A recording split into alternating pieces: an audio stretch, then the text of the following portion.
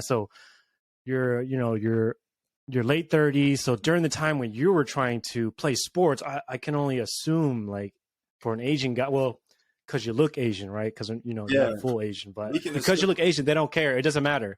No, I'm Asian. They're gonna consider you Asian. And how was that playing football? I mean, going in there, was it tough? I'm sure it must have helped you, build a lot of resilience and persevere through a lot of things through that experience. Can you talk to me about that? 100%. So we have what they call the eye test. And the eye test is the assumption of, I've never seen you play, but just by looking at you, you look like you can play, or you don't look like you can play. So for people who aren't viewing this video or you're just listening, I'm 5'8", 160 pounds. So I'm a little guy. I'm not very big.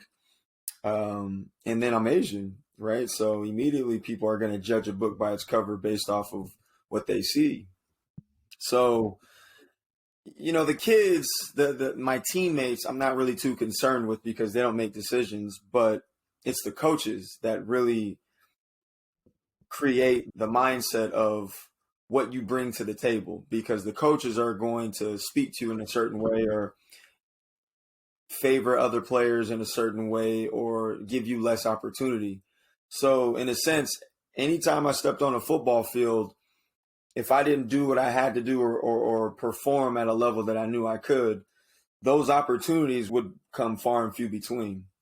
So the pressure of trying to impress people with little amount of opportunities was something that I consistently had to deal with ever since I started playing in 7th grade.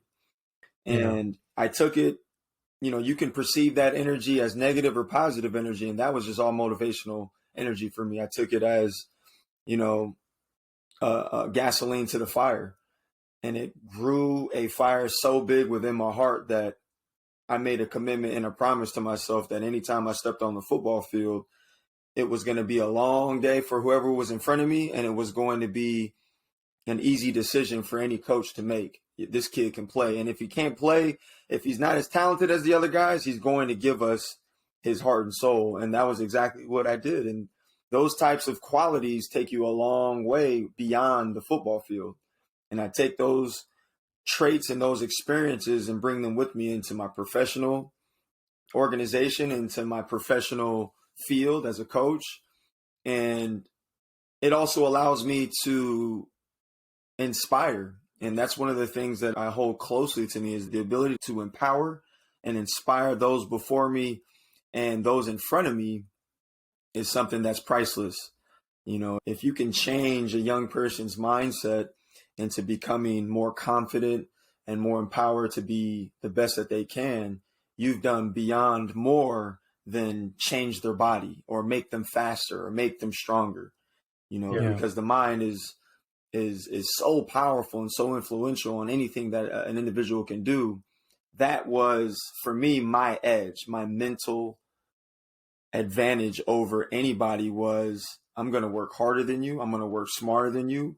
I'm going to will myself to victory. And that's pretty much how I've lived every day since my childhood.